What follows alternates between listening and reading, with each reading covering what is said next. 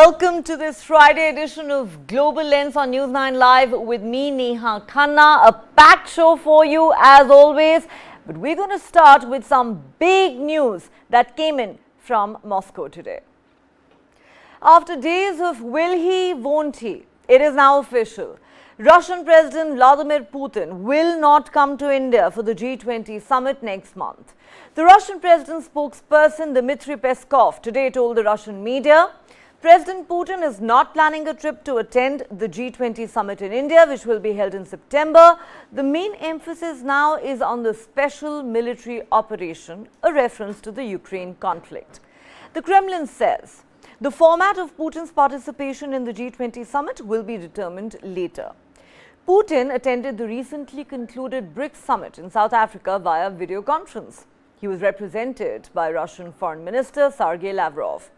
As the G20 president, India is hosting the G20 Summit in New Delhi on the 9th and 10th of September. The summit is likely to be attended by 29 heads of state and top EU officials and invitee guest countries, as well as 14 heads of international organizations. A G20 leaders' declaration will be adopted at the conclusion of the New Delhi summit. Now, the last time the Russian president attended the G20 summit in person was all the way back in 2019 in Osaka, Japan. This development is significant as the G20 summit in Delhi will be attended by major leaders of Western countries, including US President Joe Biden and French President Emmanuel Macron, who have imposed heavy sanctions on Russia for its invasion of Ukraine. The G20 Leaders Summit in New Delhi will be the second consecutive G20 summit that the Russian president has chosen to skip since the invasion of Ukraine in February 2022. Earlier, he stayed away from the G20 summit in Bali last year. Also, during the 2014 annexation of Crimea, Vladimir Putin did not attend the G20 summit. Now, geopolitical experts have pointed out that the Russian president is shying away from international events, especially if they include Western leaders, as he does not want to engage in a direct face-off with the leaders of those countries. Professor Harsh Pant, Vice President of Studies and Foreign Policy at the Observer Research Foundation, says the decision is symbolic of Russia's isolation on the global stage, as Vladimir Putin is not able to visit even friendly nations now. The Russian administration is avoiding public humiliation in the aftermath of Ukraine's invasion. Moreover, the death of Wagner Group chief Yevgeny Prigozhin denotes that not everything is fine with Russia's internal security, and President Putin may even have doubts about his own security traveling abroad. All right, so what does this really mean? To understand that, let's now go across to Ramakrishna Sridharan, consulting editor with News9. He joins us live from Washington, D.C. Welcome to Global Lens. Shri, even though most would agree that this doesn't really come as a surprise, Putin has been staying away from international events for a while now, at least since the invasion of Ukraine, including the BRICS summit. But, it's interesting how this particular expert, who we just quoted, points out that, in a sense, this decision on part of the Kremlin, that Putin is not even going to come to Delhi, completes Putin's isolation on the global stage, given that he is no longer able to even visit friendly countries. What ramifications do you think his absence from the G20 summit in New Delhi is likely to have? Well, Neha, this is basically in continuation of his isolation from the global community ever since the war against Ukraine was launched by Russia. The only big, visit that Putin paid before, just days before the launch of the war, was his trip to China, where, he ostensibly went to attend the Winter Olympics. But before that, he also signed a no-limits barred partnership with China, if you recall, even as troops were amassing on the Russia-Ukraine border. So ever since, Mr. Putin has not traveled, outside of Russia or outside of the old USSR. He has attended a few meetings of friendly neighboring countries, so he hasn't traveled outside. So I think the price of readmission of Mr. Putin back into the international community will really be the cessation of war against Ukraine. So I think that's the prize the global community wants to extract from Mr. Putin before he's welcomed back in whatever fashion into the global community, Neha. One more question to you, Shri, before we move on from the subject of the G20 Summit. Every top official who I've interviewed this week insists that India's focus is on the global south, the needs of those countries and the challenges faced by the developing world. They say we want to steer clear of geopolitics. But we all know that geopolitics, whether anyone likes it or not, has cast a long shadow on most multilateral summits since the invasion of Ukraine in particular. It happened in Bali last year. It's almost inescapable for New Delhi as well. Given that top Western leaders, including the US President, are going to be here, how do you think India is going to manage this, shall we say, tightrope walk as the host of G20? Right. So, Neha, as a nation, I mean, our invitation stands to Mr. Putin, but obviously Russia is not going to accept that and he's not going to be there. So I think our role pretty much is clear. We are independent and we have our independent interests, and we have no problem in working with countries.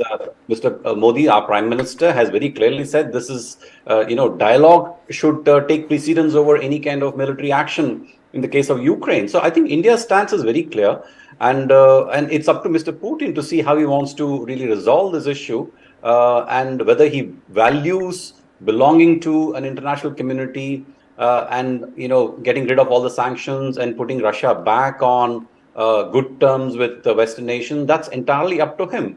But knowing Mr. Putin, I think he has a point of view and he calls it Ukraine war. He calls it something that has been foisted by the Western nations on Russia because of the threatened membership of Ukraine to NATO. So so it's not really India's battle to fight in that sense, Neha. We are a host nation, and our intention is to bring countries together and look at ways in which these countries can cooperate for the benefit of the entire world.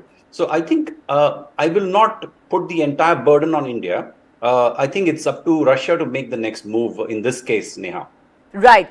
But considering that China is a country that has quite publicly defended Russia on multiple occasions, even over its invasion of Ukraine, I think the million-dollar question is, can there be a consensus amongst all the G20 member states as far as the New Delhi Declaration is concerned? Because there were certainly issues with regard to the Bali Declaration last year. Let's see how that pans out. Thanks for that, Shri. Coming back to you in just a moment, because Putin is in the headlines for more than just one reason. Well, one of the biggest international stories this week has been Russia's Wagner mercenary group chief Yevgeny Prigozhin's plane crash that was reported this Wednesday, following which he is now presumed dead. This came barely 2 months after Prigozhin, once one of President Putin's closest allies and known as Putin's chef, mounted a coup against the Putin administration and the military in an event that sent shockwaves not just through Russia but in fact across the world. Even though the coup failed, Prigozhin and his Wagner forces turned back, halting their march on Moscow. Subsequently, Putin and Prigozhin met at the Kremlin just days later, and Prigozhin was granted immunity from prosecution and asked to relocate to Belarus, or so we are told.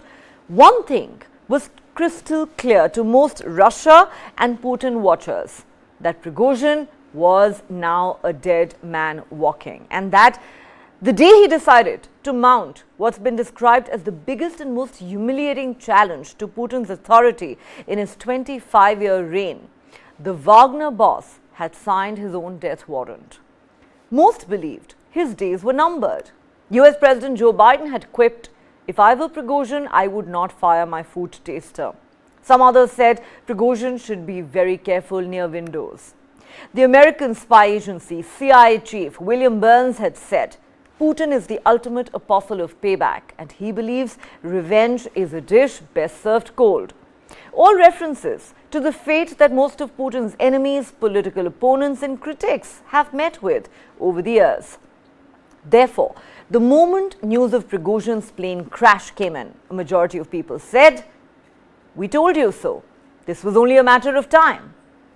Now the Kremlin has issued a formal statement rejecting allegations that it was behind the plane crash that is presumed to have killed the mercenary leader. The Kremlin statement says, of course, in the West, those speculations are put out under a certain angle and all of it is a complete lie. Prigozhin, who was listed amongst those on board that plane, was in fact praised by Putin, even as suspicions grew that the Russian president may have been behind the Wednesday crash that many in fact saw as an assassination. A preliminary US intelligence assessment concluded that the plane was downed by an intentional explosion. One of the US and Western officials who described the initial US assessment said it determined that Prigozhin was very likely targeted and that the explosion falls in line with Putin's long history of trying to silence his critics.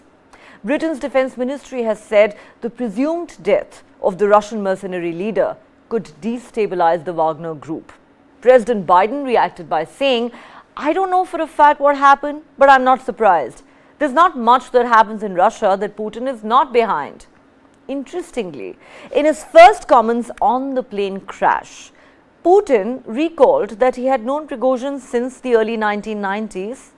And guess what? He described him as a man of difficult fate who had made serious mistakes in life and achieved the results that he needed both for himself and, quote, "when I asked him about it, for the common cause, as in these last few months, he was a talented man, a talented businessman."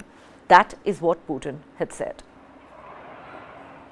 In regard to this plane crash, I would like, first of all, to present words of sincere condolences to the families of all those who died. It is always a tragedy. We have nothing to do with this situation, that's for sure. I think everyone knows who this concerns.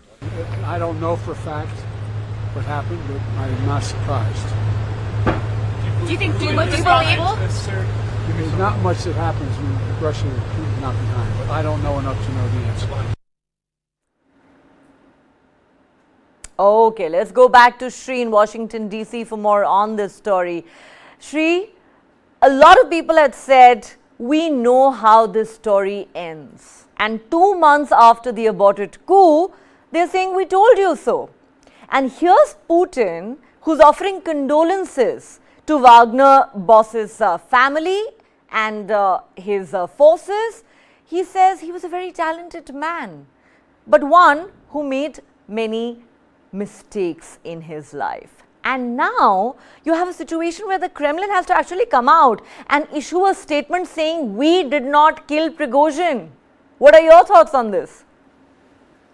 So I think Mr. Putin has said it himself.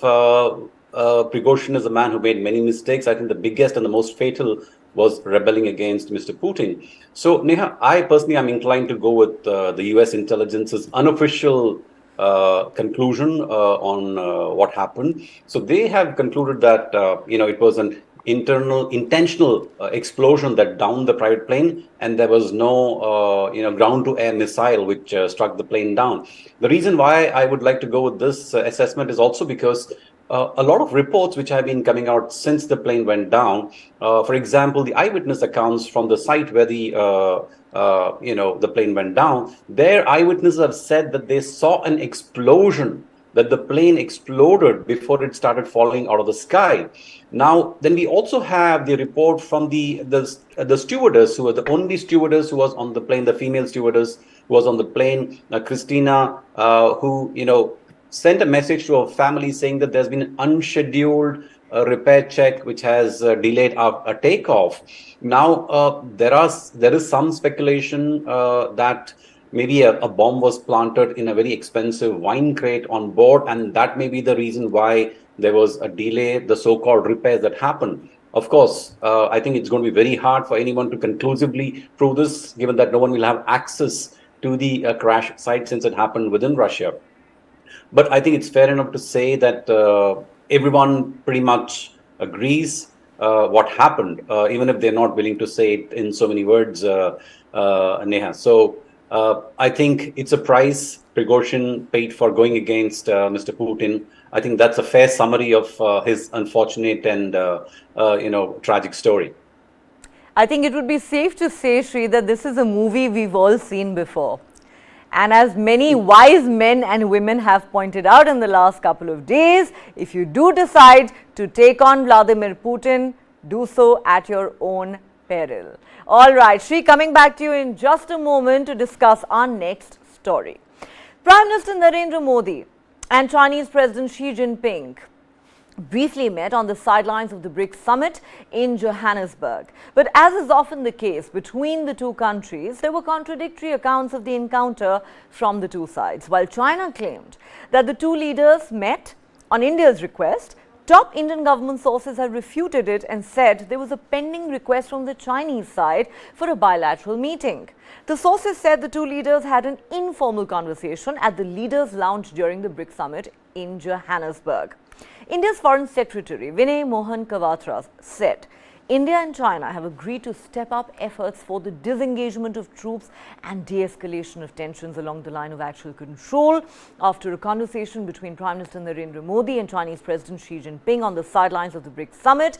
Now remember, the meeting took place on the 23rd of August. However, the announcement of the talks was kept under wraps until the next day, just prior to Prime Minister Modi's departure for Greece. While the two leaders had spoken briefly on the sidelines of the Bali G20 Summit dinner last year about the need to stabilize the LAC, this is the first such conversation in the last 3 years where the two leaders spoke at some length on resolving the issue. A military standoff has been underway along the line of actual control since April 2020 after transgressions by the Chinese military and the killings that followed in Galwan in eastern Ladakh. The conversation between the two leaders could represent a thaw in ties that have been in limbo since the beginning of the standoff, with Indian officials maintaining that there can be no business as usual while the LAC situation persists. India's Foreign Secretary also said Prime Minister Modi had underlined that the maintenance of peace and tranquility in the border areas and observing and respecting the line of actual control are essential for normalization of India-China ties. In this regard, the two leaders agreed to direct relevant officials to intensify efforts at expeditious disengagement and de-escalation.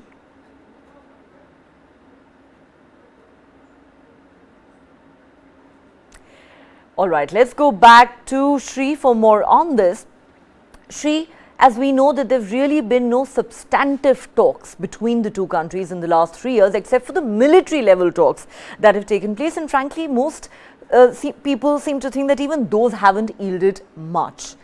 But now that Prime Minister Modi and President Xi have met and spoken about the LAC on the sidelines of the BRICS summit, do you really believe this is likely to provide that much needed thaw in an otherwise frozen relationship, given that this comes on the eve of the G20 summit, where it is widely expected that President Xi Jinping will attend in person, and India, being the G20 host, will obviously need to play a certain kind of role. And then, of course, there is also speculation about the various bilaterals that could take place on the sidelines of the G20 summit itself. So, Neha, I wouldn't get too excited about this informal chat that happened between our Prime Minister, Mr. Narendra Modi, and Xi Jinping for a fundamental reason, Neha, because often what China says is at odds with what it does. We talked about the Galwan attacks. Now, even as these talks are happening, China has not stopped any kind of infrastructure or military buildup along the line of actual control. And if China were really serious about restoring relations with India, I think it would start by reappointing an ambassador. As you know, after Mr. Sun Weidong left India as the Indian ambassador, as a Chinese ambassador to India, they haven't really filled the post. So I think these are very important,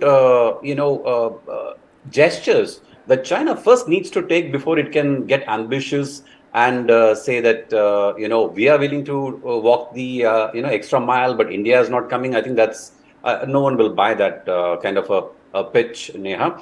Now, Do I think that the border issues are intractable and they cannot be solved? I don't think so. Now, let's look at the other large country with which China had a problem, which is USSR.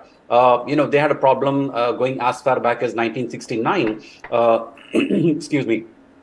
And that got resolved, just before the, 20 years ago. So, Neha, it is possible to solve border issues if there is seriousness on China's side. India, of course, has been willing. We have extended our hands, but you cannot have fights happening. You cannot have soldiers attacking Indian soldiers and then say that we want peace, we want to talk. I don't think that duplicity will be accepted by India, Neha. And finally, I think the question President Xi Jinping needs to ask himself is, does he want to make China another global pariah like Russia at the moment?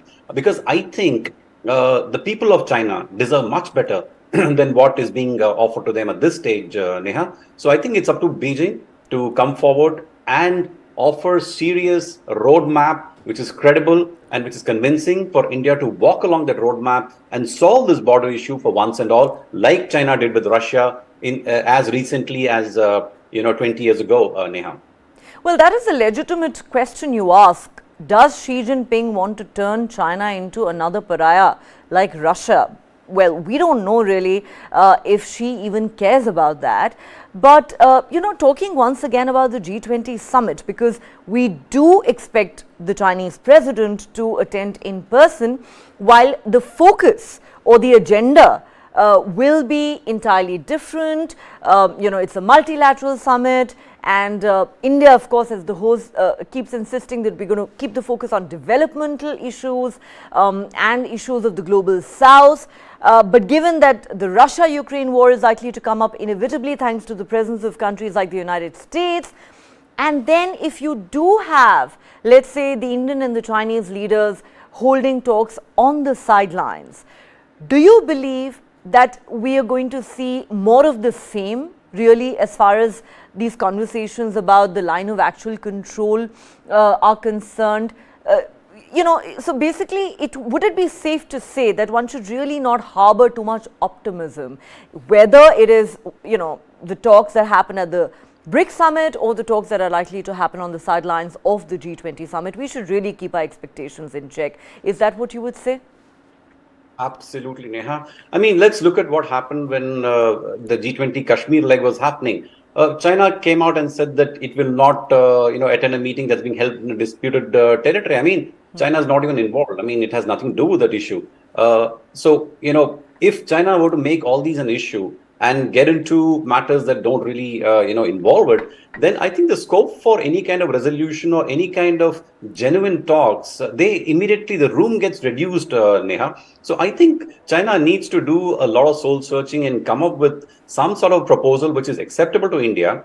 And especially in the context of China getting isolated and, getting boycotted in some sense by Western nations, I think it cannot afford to make too many enemies. I think it needs to come forward and talk to India and solve this issue once and for all. I think that's very important for China's own future, not just economic growth, but also its political stability and its position in this part of the world, Neha. Well, I agree with you 100%, but remember what Xi Jinping said at the BRICS summit? Hegemonism is not in China's DNA. Well, what does one say about that? Let's move on to our next story. Prime Minister Narendra Modi arrived in Greece today on a day-long visit, the first by an Indian premier in 40 years. He is holding talks with his Greek counterpart to strengthen bilateral ties. Indira Gandhi was the last Indian leader to visit Greece in 1983.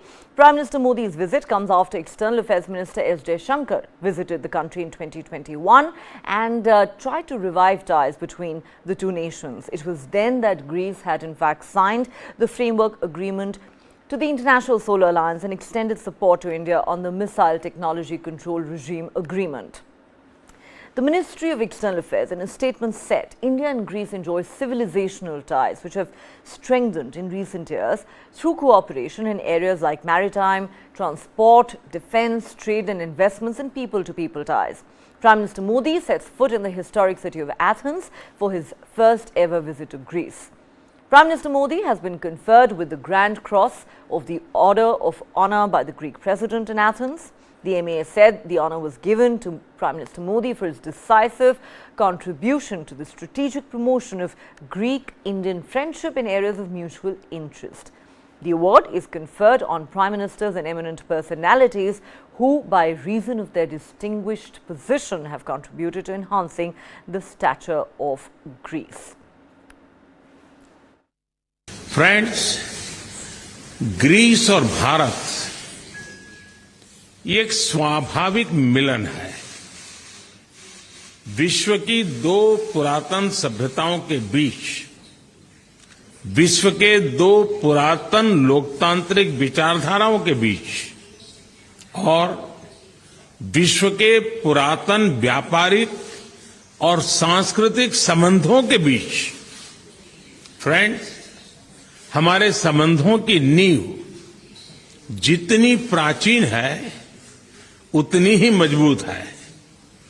विज्ञान, कला और संस्कृति सभी विषयों में हमने एक दूसरे से सीखा है।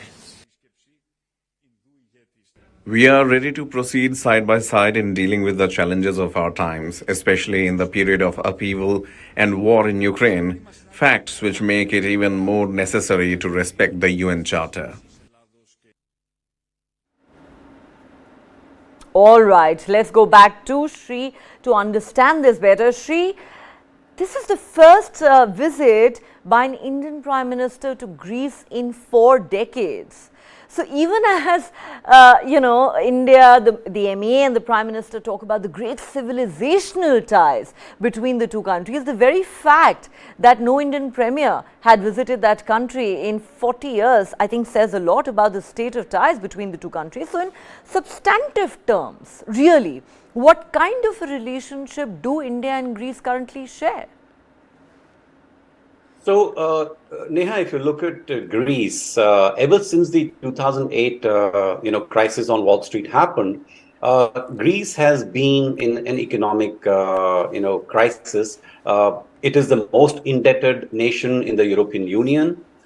Its investment, its bonds, which is the government bonds, sovereign bonds, were rated as junk until recently. So only over the last 2 years has, Greece started to turn the corner. But it's still a $220 billion economy of just 11 million people. And the trade between India and Greece is 2 billion.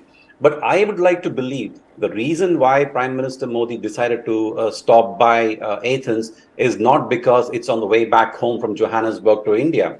I think there's a bigger international play and there's a more strategic reason why he decided to go to that country and be the first prime minister to visit in 40 years. Now, let's look at what happened in Greece after 2008. Once again, a country that says that we have no hegemonistic ambitions was the first to fish in troubled water. What did China do? It went and bought assets in Greece. So the most important port in Greece is owned by a Chinese company, Costco. The national grid of Greece is 24% owned by China. China's Xinhua, which is a state agency, has a partnership with Greece's official agency. It also has a partnership in Greece's largest newspaper. So China has been building its economic and soft power in Greece. Why? Because it's a gateway to Europe. Now, happily, over the last 2 years, China's influence has been coming down because of the current government, which is keen, and also the shift that's happening geopolitically, where EU and both US have become wary of China's growing influence. So I think this is the right time for a country like India to go in and strengthen its relations with Greece, which, although it's a very small economy, is of strategic importance. There's much to gain by building economic and political connections with Greece. So I think those are the reasons why I believe Prime Minister Modi stopped by in Athens. Neha, well, the honor is definitely welcome, and it's been given on behalf of the people of India. So, for the people of India, so it's doubly welcome. But I think the reasons are more strategic, as I just, mentioned, Neha. Okay, so it wasn't just to visit the Acropolis. Got it, Shri. Well, on that note, Shri, even though it's still Friday morning for you, but we are in weekend mood because it's Friday night. But thank you, as usual, for joining us on the show, for your perspective on all of those big stories of the day, and have a great weekend ahead. Thank you, Neha, and have a great weekend too. Thank you. That is clearly the plan. Well, on that note, let's slip into a quick break here on Global Lens. Don't go anywhere. There's plenty more on the other side.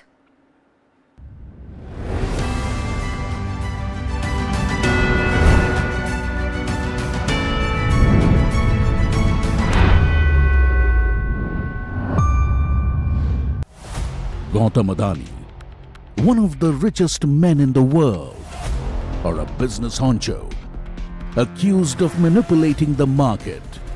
Adani ji 609 number से दूसरे number तक कैसे पहुंचे? सिर्फ एक सवाल पूछा नरेंद्र